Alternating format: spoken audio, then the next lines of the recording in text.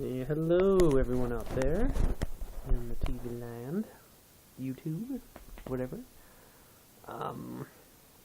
Showing my age there. Hello,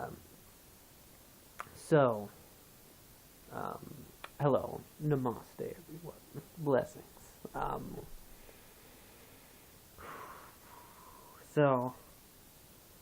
I guess let's just cut to the chase, huh? The important thing is awareness and declaring and living from what I would consider a place of sovereignty. Because I don't think you can really live in a place of true sovereignty without also recognizing inherently the sovereignty within everything else.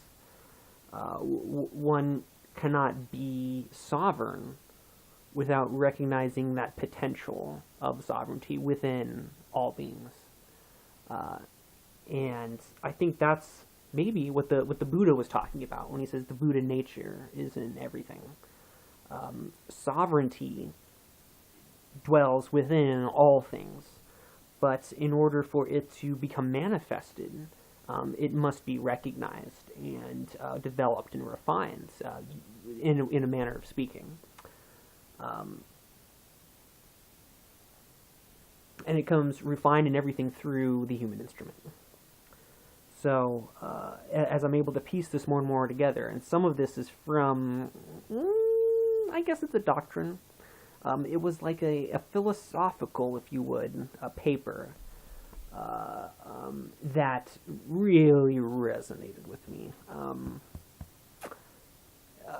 The truth is when I interpret things, when I read things, what resonates with me, the background story of why or how it exists doesn't matter as much. Basically, if I picked out something online that a bum from like a homeless person from living on the streets wrote, I would take it with just as much weight as a religious paper written by God, delivered by an angel. Those don't matter. The message matters. The message is what's important, not necessarily how the message came to pass. And I think that is what makes me kind of unique in that way. A lot of people, I feel like, don't look at the message. They just look at where the message came from. It doesn't matter what the message is. Hey, if it was given by God or an angel, I just better believe it. You know, there's no real questioning of things from if they just inherently believe that. To me, because maybe I'm a little bit of a rebel in that way, I don't care. If you look like God or an angel, you know, you sound like one, you got the whole halo and the aura, I don't care what the fuck you look like. What's your message? What's the energy that you come in? And if I don't like it, I'm not going to believe you. I don't care who you are. You could be a president, you could be an angel, you could be a demon, you could be anything in between or anything else. I go on an individual basis. And it's less about what you appear as and more about what you come from. If that makes any sense. So, on that level, I see that declaring and recognizing the sovereignty that dwells within is so important. And what I'm wrestling with right now is how to conduct myself honorably and ethically. Now, those are just words. What I essentially mean here is I think and I see things that when people condone and live in a system or a way of living that is painful, hurtful, unsustainable, etc., etc.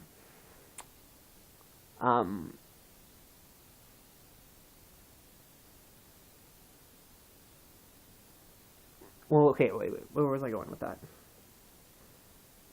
People living in a system. Well, okay, what I'm really wanting to talk about here is me and what I want to do. because that's what I really have. That's the choice. When people are wrestling with things, what I'm really wrestling with is what's the highest course of action for me? How can I be in service of the highest possible good? And I always qualify that because I think that's important. But I think the highest quality is what I am doing is I'm in service to not just myself, not just others, but the entirety of everything. That what I am doing is in honor of all the sovereignty that indwelleth everything. And so from that level, I'm helping everyone, and I'm helping everything. And because I come from that energy and that's my intent, those who have no use or need for my message just usually won't even be attracted or even get remotely close to me in another way, even or my videos or my conversations or anything. They will just be not there, which is good. And those that do get exposed to my things, it is for their good on some level, way, shape, or form. And the sovereignty that indwelleth within them is either trying to come out and show them something that they're in resistance to, or is just, helping them come along, move along too. Because it's kind of like a duplicitous event, and there's really no way to really quantify, explain what's going on. Like the Tulpa Phenomena, in many ways, might be us as human instruments in a consciousness coming to some kind of recognition, terminology, the conversation, interacting with a more aware aspect of our God self. So it's just like, yes, we're interacting with ourselves in a very, very real way. And it's helping us become more aware. So whatever journey anyone is on, that's helping them become more aware. And, from my words, more sovereign, more aware of their own sovereignty, then they are closer to what I would consider enlightenment and the solution. Now, the solution is long-term, and I think that's what I don't think most people are really want to hear. That the long-term solution may or may not happen as quickly as we want it to. And because I think there's somewhat of a fevered dream that we're all going to declare our sovereignty, and a golden age of humanity is going to rain down from the heavens like manna. And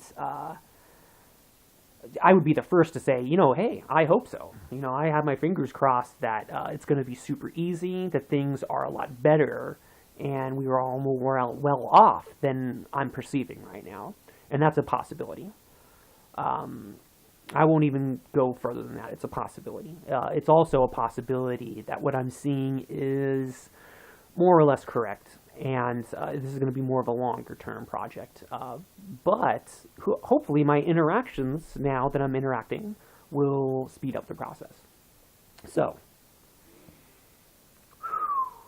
here's what I'm dealing with. Now that I got that whole segue, I'm going to lay it on you. We have, and I'm speaking of Western society here, specifically the United States, our legal system is extremely shadowy. It's basically came to a point where the majority of people have no idea what the law is. Where I would go so far as to say is law enforcement themselves have very little idea of what the law is. And that the law itself has become so confusing and hidden through language, which, don't get me started on the darker aspects of language, but the system itself has become cumbersome and almost unworkable, and is only continuing to exist, not from people's faith in the system, but through people's fear of consequence regarding the system. and that ultimately that's an unsustainable system. If people don't have faith in what they're living in and what they're working with, the moment that weakness is seen within that system, or that the consequences being enforced by that system dissipate or become less likely, there is no adherence to the system. Basically, if there's no faith in a system, and it was only fear of consequence which got people to follow that system, it's a temporary system. It's a temporary system at best. And that's being that's being kind, in my opinion. So, I'm aware enough to see that. And the next leg on this is our legal system does not recognize individual sovereignty. Our legal system sees each person as a resource that is managed by officials. Well, let's just say it that way. And varying aspects of this, people tend to, I don't want to go there. That's wrong. Wrong or right, anything like that. I don't jive with that. I don't honor that. I believe any system which inherently denies that any kind of individual, that sovereignty does not dwell within, is a system that is inherently flawed and is destined to crumble. So, with that in mind, the truth is that I don't necessarily think that complete anarchy and a dissolution of the existing system is going to be in everyone's best interests. Now, if everyone was similar or like me, it would be. If the cops stopped working tomorrow, we would all get together, we'd all talk about what we're going to do, and we'd all decide on a local basis what we're going to do. That would start within, as an individual self, then start as a household, then as a neighborhood, then as a community, then as a city, and we would go from there. And it would take a little while, if the system fell apart, for us to be able to talk and communicate and get some kind of cohesiveness going. But it would be natural, it would be easy, and things would happen naturally. Now, my perception of things is that's not how it would go down. That a lot of people are still limited in their fear, and because their following of the system is not based on faith, but is based upon fear, the system being torn down would essentially have people going hog wild. And and ultimately, I'm not against people necessarily going hog wild. The only reason that I think that would be a detriment is what we would have is a repetition. So, let's just say the system falls apart. There's anarchy. People go hog wild, shoot each other, killing, stealing. Some order would eventually replace that vacuum because people inherently desire some kind of order in their lives, some kind of structure. So, my theory would be that eventually what would happen is some entity, some collective entity, probably somebody started by someone who's a sociopath, egotistical, just because they have the desire and the means to go beyond what many other people are able to do. They would probably start some kind of organization saying we're here to bring order, and what we would have is a very tyrannical system, very similar to the one we're living in, just under a different guise. And so, that doesn't serve anything. And I think many, what I would consider anarchists, a few of them would agree with me, and a few others haven't thought that far ahead. They just know that, well, I don't need laws. Why does anybody else need laws? Be like, okay, I get it, right? If anybody gets it, I get it. We don't need man-made laws in order to exist. We don't, sorry. In a lot of ways they're convenient sometimes, but we don't need them. And the people who are as aware as I am realize that. But at the same time, and it's been a process for me, I don't think the majority of humanity is ready to experience that, what would be considered lawlessness. Which is, you know, on some levels it's sad, but I want to honor where people are at, and it's not sad to be where you're at. And so, what looks better? What looks better is the biggest question. What can we do to change our existing system as it is right now? And the two main things, the two biggest things that I see right here, I don't know, should I do any Illuminati hand signs or something? Blocking one eye. Woo! Sorry, I couldn't help it. Oh my god. But, the two things, right? That's what it was, the two sign. The two things which stand out in my mind are, we need to have direct, what I would consider direct democracy, rather than have a representative democracy, which is good for a non-technological society, I guess. In many ways, it would be better for a less developed civilization to have representative democracy, given that there's accountability.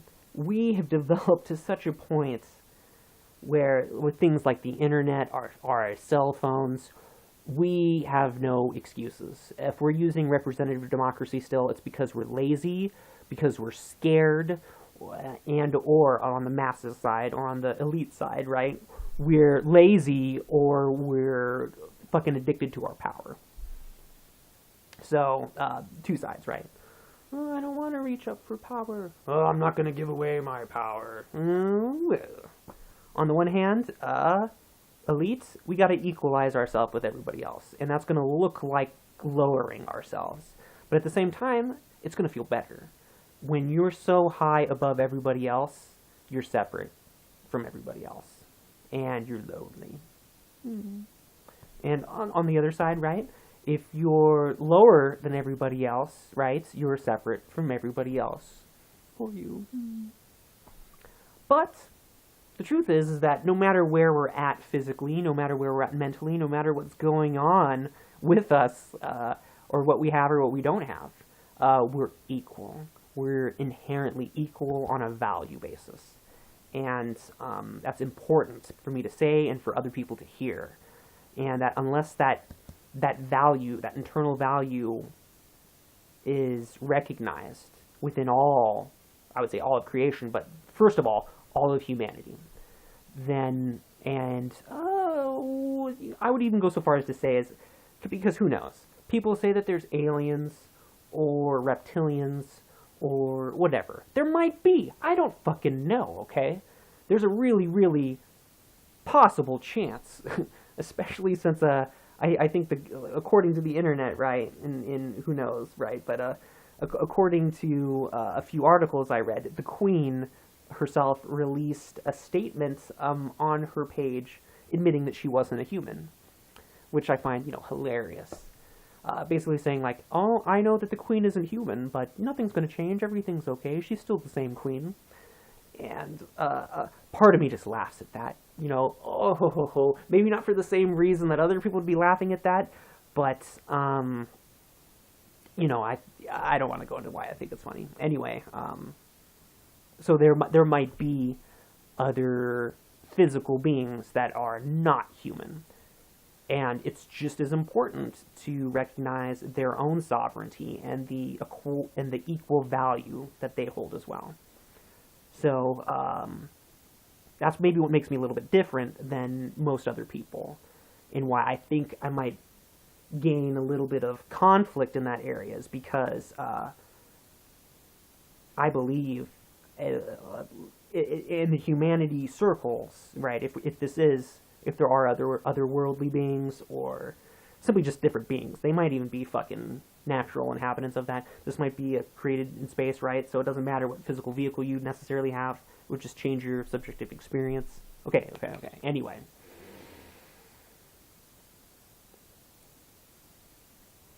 I know that might cause conflict, that a lot of people want to demonize these entities that lord over the rest of humanity, whether they're other human beings, whether they're reptilians, whether they're ghosts or demons or whatever.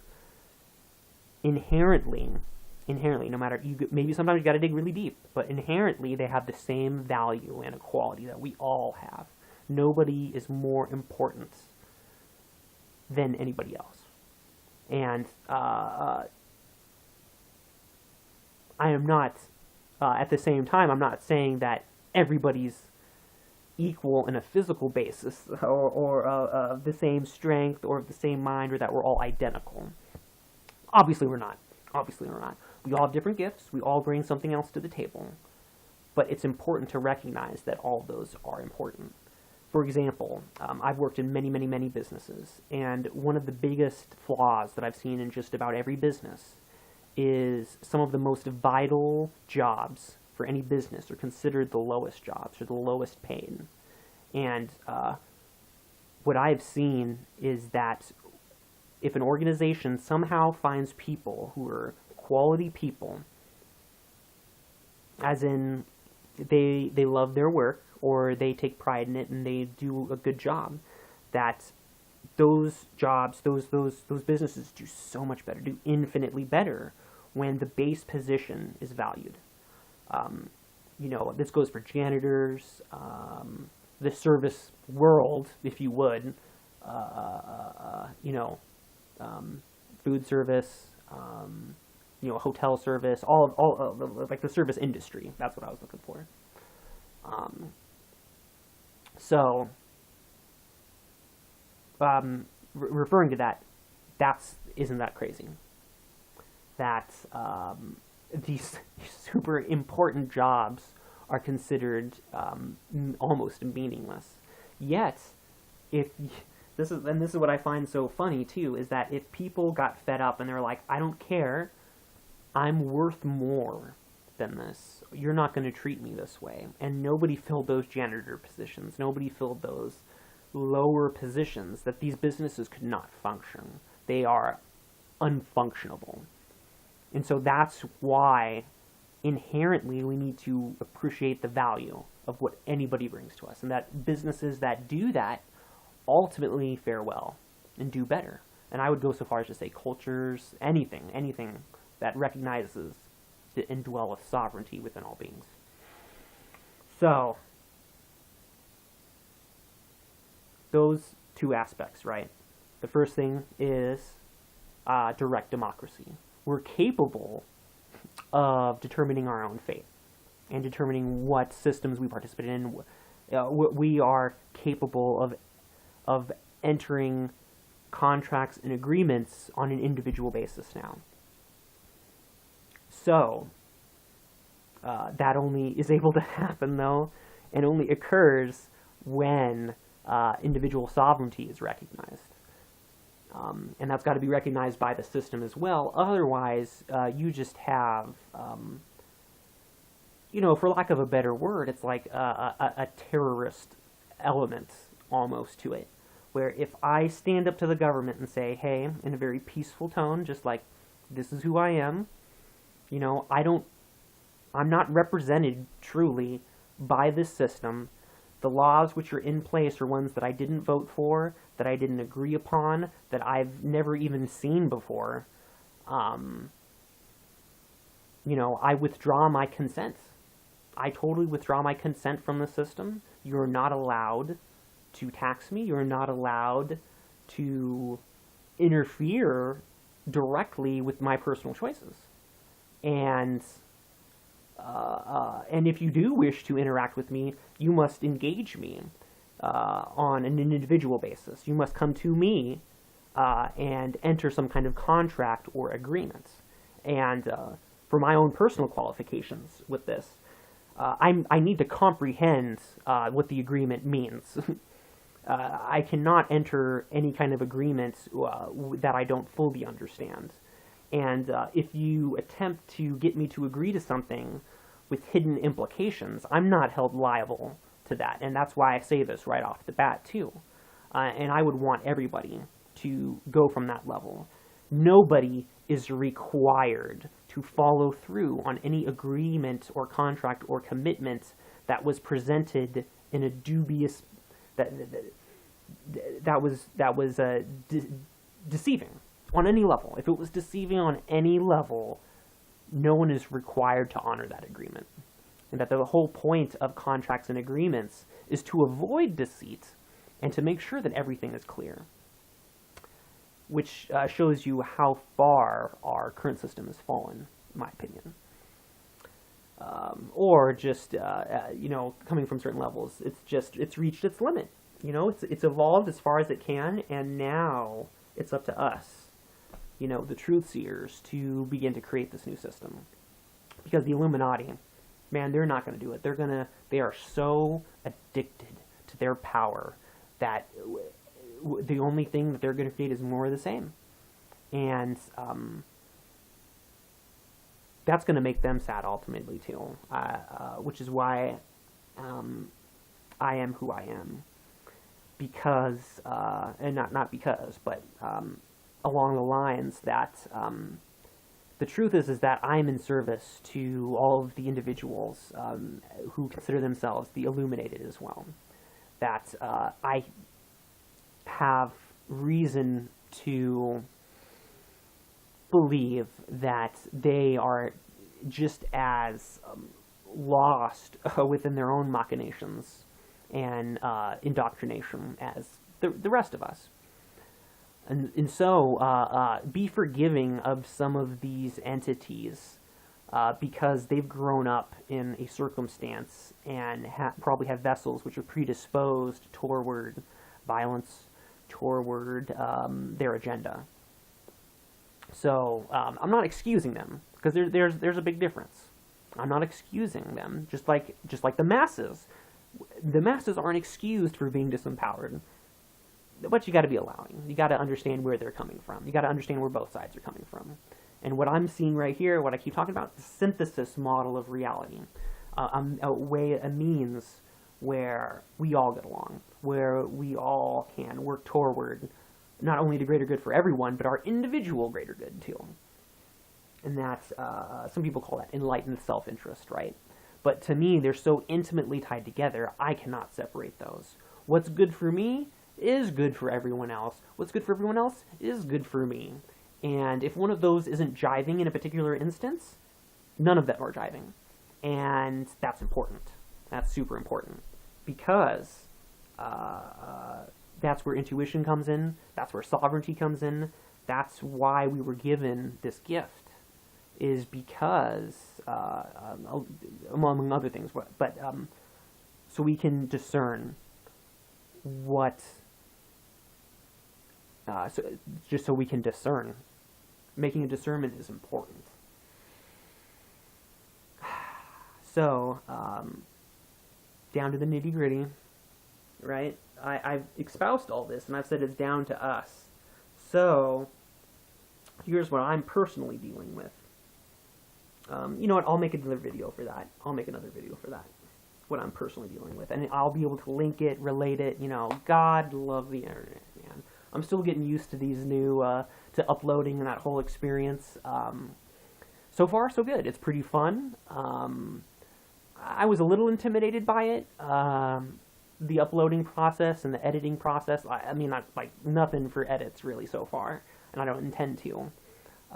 So be full of, or expect a lot more and awkward pauses and stares into the distance, or like thoughtful beard rubbing, that's gonna happen.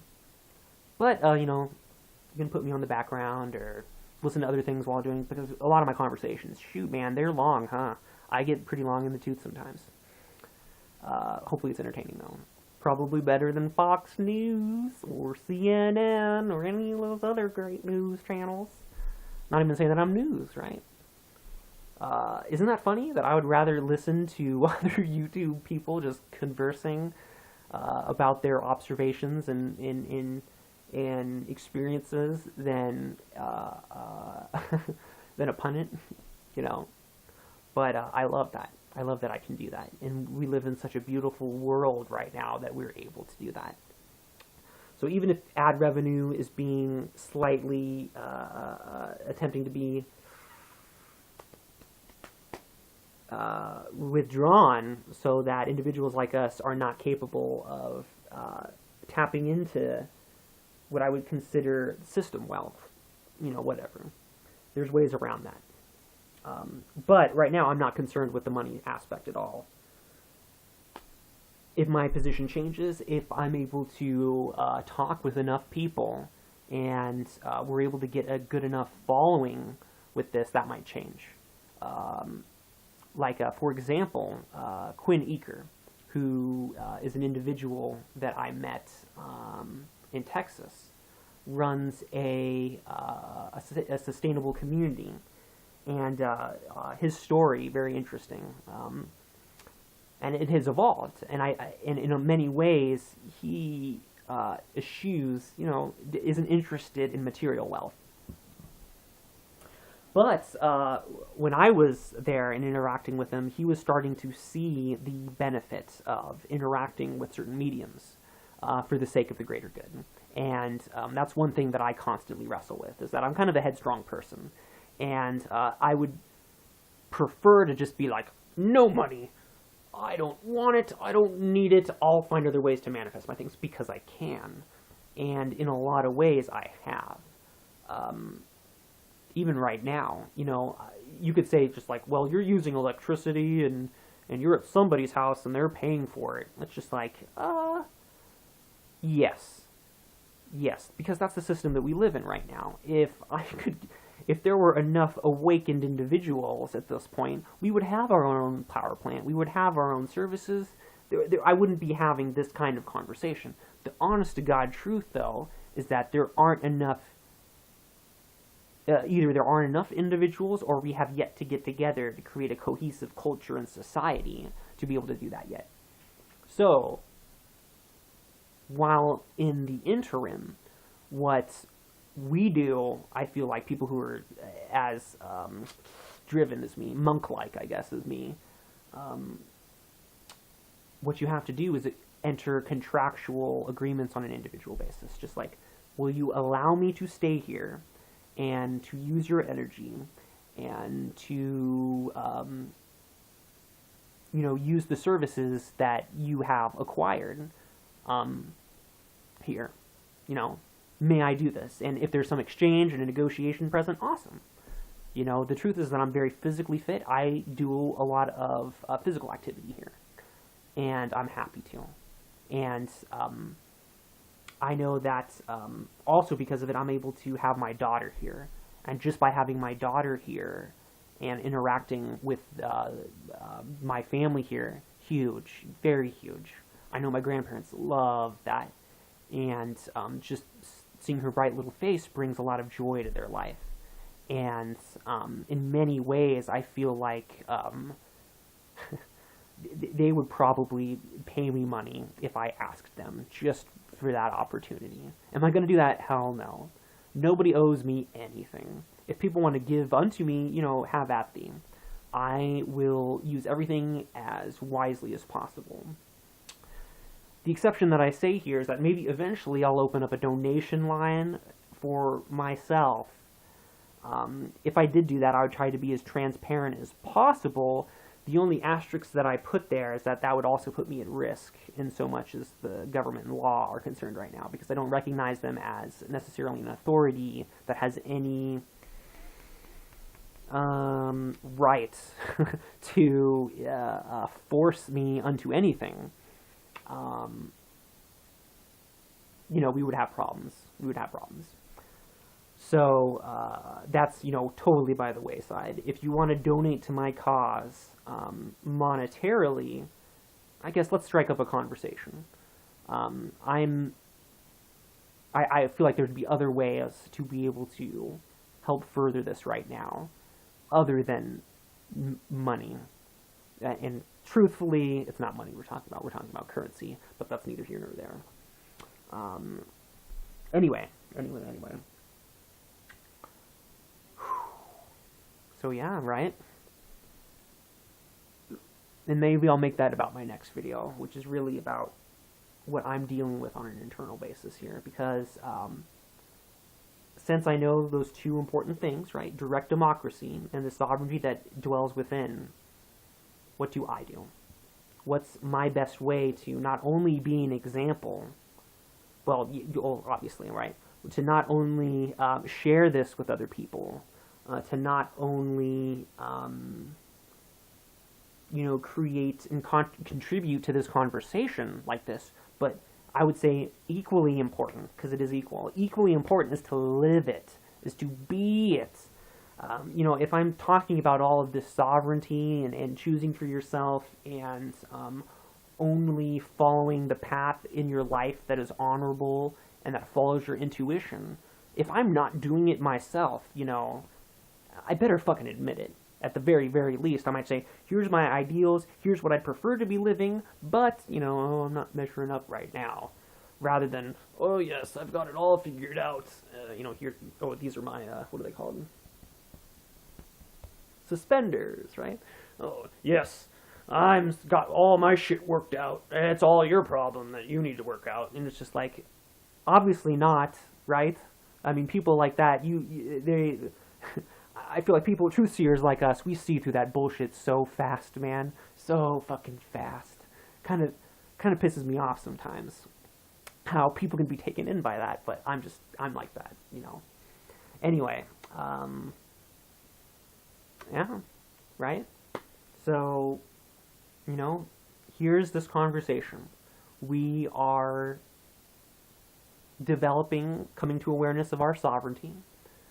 We are seeing that we can directly participate within our system. And, help me out. Comment section below.